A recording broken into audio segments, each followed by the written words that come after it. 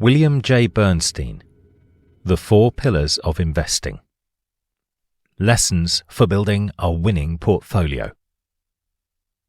Investing today can feel like navigating a financial minefield. Wild market swings, frenzied speculation, and complex products dazzle and confuse. It's easy to lose your way in the excitement and get hurt. Yet building long-term wealth doesn't require predicting every twist and turn. The deepest investing insights come not from formulas or forecasts, but from understanding the past. History illuminates the timeless principles and common pitfalls guiding every investor's journey. By learning from previous generations' successes and failures, we gain perspective to make wiser decisions in the present. This blink distills this critical knowledge so you can weather any storm and reach your financial goals. Join the voyage of discovery and uncover the enduring pillars supporting successful investing. Pillar 1. Those who don't learn from history are doomed to repeat it. Mastering financial history is absolutely critical for investment success. The same speculative manias, bubbles, panics, and crashes have repeated again and again over history, about once a generation. Even if you completely understand theory and psychology, you will still fail as an investor without learning from the past's follies. Let's start then by turning to economic history and seeing if we can discern some trends. At its core, technical innovation drives productivity gains, economic growth, and rising prosperity. It is the great engine behind long-term stock market returns. But it's not the absolute level of innovation that matters, it's the rate of progress.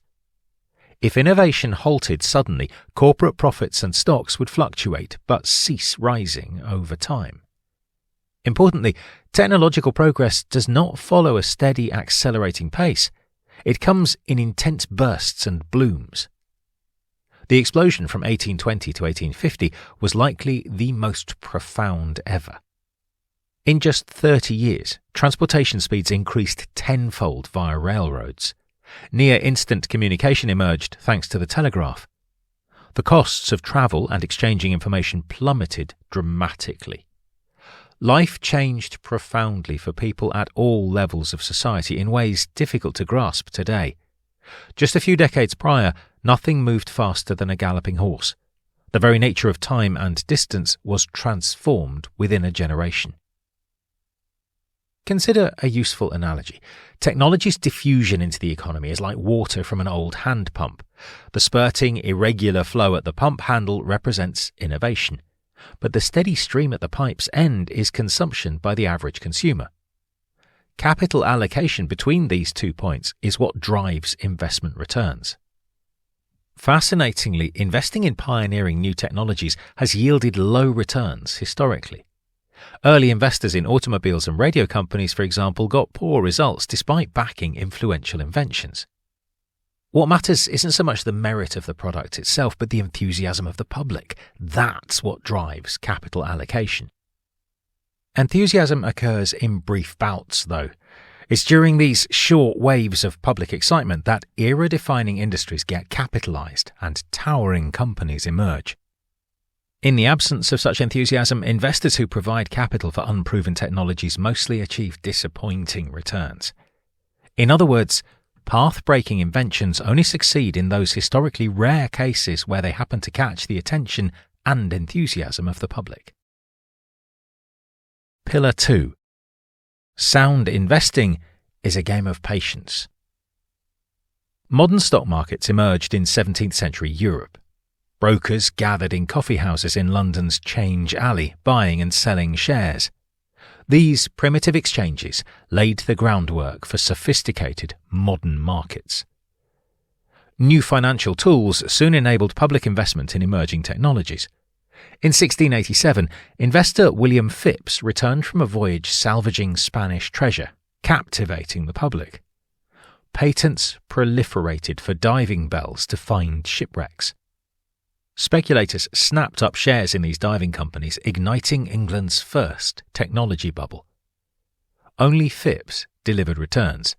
The rest were fantasies. Investor Daniel Defoe, better remembered today as the author of Robinson Crusoe, went bankrupt on diving company scams. The diving firm's shares rose dramatically for a time, but the businesses never developed operations, let alone profits. Once obvious to investors, the mania quickly ended. Total losses ensued, much like the dot-com crash centuries later. The diving schemes essentially had no sound business model. Periodic speculation in dubious ideas is nothing new. Here's a hypothetical. Suppose your neighbour Fritz, a retired engineer, believes there's oil beneath his land. He needs cash for drilling. The odds look poor, but you value the slight chance at millions. After discounting for risk, you might pay a few $100s for a share of potential profits. The point is, low probability investments can rationally trade at some price. Values fluctuate with changing risk appetites.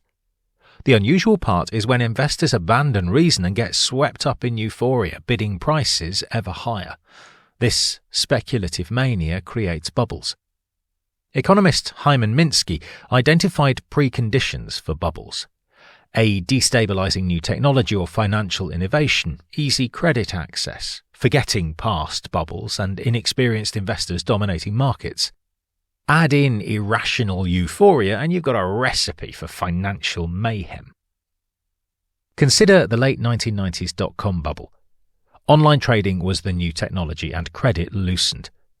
Those burned in 1929 were long gone, and previously prudent investors got caught up in the mania.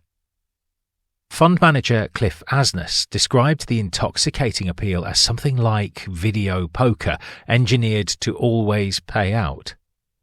Bubbles lure people to financial ruin. The cycle is clear: displacement, easy money, amnesia, euphoria. Prices detach from reality as greed takes over. Historian Charles Kindleberger wisely observed that nothing is so disturbing to one's well-being as to see a friend get rich. The mania feeds on itself until the fuel of borrowed cash is exhausted, then collapses. In this way, this boom-bust cycle repeats itself across centuries, currencies, and assets. The specifics differ, but the psychological dynamics prove constant. Understanding this is critical for investors today. Sustainable investing requires patience plus perspective to resist manias in the heat of the moment. Sober evaluation of risk and reward protects us when others abandon reason. Sufficient history knowledge, though never perfect foresight, is the essential ballast for navigating every investor's perilous journey. Pillar 3. When it comes to investing, humans aren't as rational as we'd like to think. A fundamental assumption of economics is that people behave rationally in their own self-interest when making financial decisions. But abundant evidence proves otherwise. Irrationality often prevails, and we frequently act as our own worst enemies as investors. Until recent decades, the field of finance largely ignored the havoc irrational behaviours wreak on investment returns. In the 1970s, economist Richard Thaler pioneered the discipline of behavioural economics, which studies the many irrational ways people mismanage money.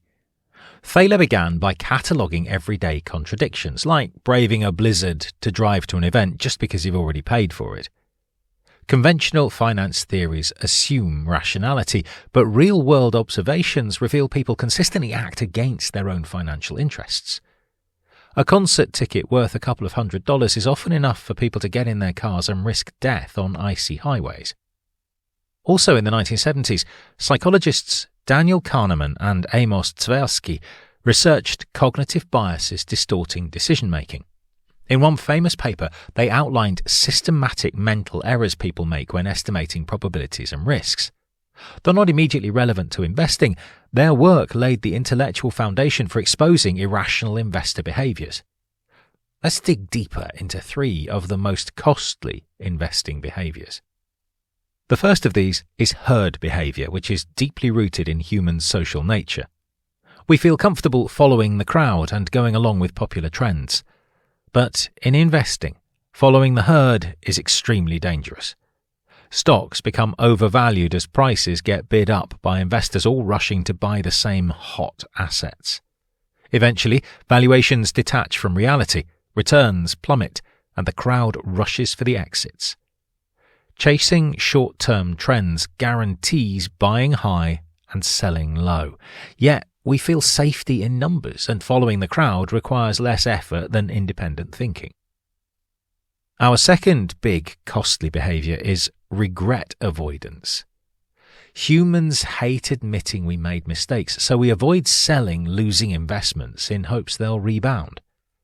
We want to delay facing failure.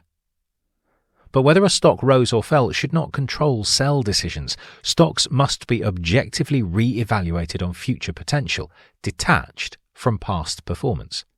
Emotional avoidance of regret leads to pouring more money into doomed positions rather than cutting losses. Third and final on our most costly behaviour list is mental accounting, separating portfolios into winner and loser investments. We become over-focused on small successes, ignoring bigger failures. But only total returns matter. Cherry-picking cases of brilliance is delusional if the overall investment strategy fails. These three innate human tendencies, among others, corrode wealth as surely as rain erodes unprotected hillsides. We treasure our wins and bury our losses instead of facing hard truths. In investing, this enables ignoring overall portfolio failure, eventually guaranteeing misery. The path to success begins by accepting our own irrationality. Then we can intentionally employ strategies to counteract our nature. With self-awareness, knowledge, data tracking, and vigilant rules, we can overcome our own sabotaging behaviours. The keys are objectively monitoring total portfolio returns, learning from mistakes without emotion, establishing systematic discipline, and avoiding seductive stories that we invent to explain randomness. While we cannot defeat human nature, by understanding its obstacles we can navigate markets more rationally. The real investing battles take place in our own minds. Pillar 4. With training, you can learn to tame irrational impulses. Triumphing over our hardwired investing shortcomings is immensely challenging, yet essential. With consistent effort and self-awareness, we can temper these natural impulses and greatly improve our returns. Let's take a look at 6 sound strategies you can start applying today. First off, avoid overconfidence by clearly recognizing the folly of believing you alone can beat the market's ruthless professionals. Historical data conclusively proves even most savvy investment managers fail to match market returns over time, much less exceed them. What makes you so sure you are the rare exception who finds the elusive holy grail? Be honest with yourself. The market is far smarter and more efficient than any individual investor can ever be. There are countless professionals ceaselessly searching for an advantage. Your odds of success are minuscule in comparison. Admit that the market is smarter than you and join it as efficiently as possible, rather than futilely attempting to beat it. Index funds are the most liberating investment innovation ever created. They allow anyone to match market returns and triumph over the majority of professionals who fail in their efforts to exceed it. Our second strategy is to studiously ignore the past decade's top-performing investments when making decisions. Buying yesterday's big winning assets is following the herd mentality of conventional wisdom, which is nearly always wrong in investing. Over multi-year time horizons, we have reversion to the mean, meaning today's winners become tomorrow's losers. Market data from less than 3 decades offers no statistically meaningful signal. Past performance over the short term seldom predicts future returns. Third on our list of strategies is to cultivate dullness in your investment approach. Exciting assets like hot growth stocks or options have far lower long-term returns versus ostensibly boring indices. If you crave stimulation, take up skydiving or travel to exotic locales. Don't seek it in your portfolio. In investing, boring is beautiful. Volatility is the enemy of compounding, so taming volatility through diversification and asset allocation maximizes wealth accumulation. Exciting investments attract the most public attention and money flows, becoming over-owned and overpriced, thus depressing their future returns. Superior strategies deliver slightly less excitement, but far more money. 4. Repeatedly tell yourself, I will never pick the next Microsoft. Humans exhibit a strong bias to fixate on successes and ignore failures, but for every prominent new corporate giant, thousands of startups fail entirely. Survivorship bias distorts our perception of risk. Admit that you simply cannot predict which rare startups will become huge winners. There are too many variables.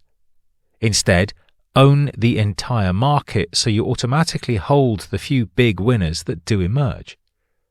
Sound strategy number 5 is to avoid seductive forecasting narratives. Predicting future scenarios is pure folly. The world is infinitely complex with endless variables, and black swan events ambush us when least expected. Nobody has reliably forecasted macro outcomes, interest rates, or market movements for any length of time. 6 in the list of sound strategies is to temper loss aversion, which means objectively tracking total portfolio returns, not individual stock moves. Judge your strategy by overall progress toward financial goals, not the performance of component pieces. Some stocks will fall, but the total portfolio compounds over decades.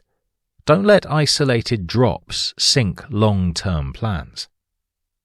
Our 7th and final sound strategy is perhaps the most important. It's simply to have patience. No investment strategy succeeds overnight or even over a few years. The maths of compounding works, but takes decades to produce dramatic results. Trees grow slowly but inexorably over time. Sustainable portfolio gains require grit. Tell yourself that 10 years is a short time in investing. Give proven methods the requisite time to work their mathematical magic. Overcoming human nature's irrationality is an endless battle, but awareness, incentives, and structures can steer us rationally.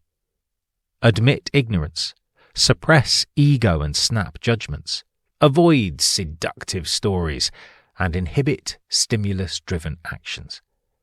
With eternal vigilance and a resilient portfolio, we can withstand our own irrationality and steadily build wealth over an investing lifetime.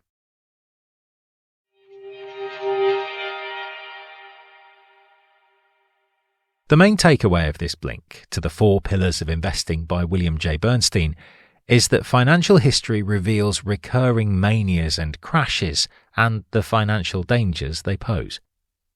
By studying this history, we see the value of compounding wealth through resilient portfolios and long horizons rather than short-term financial forecasts. Learning from past speculative folly provides perspective to resist frenzied moments and make wiser investment decisions. Thank you so much for listening. Please do leave us a rating or a comment. We do always appreciate your feedback. And we'll see you in the next blink.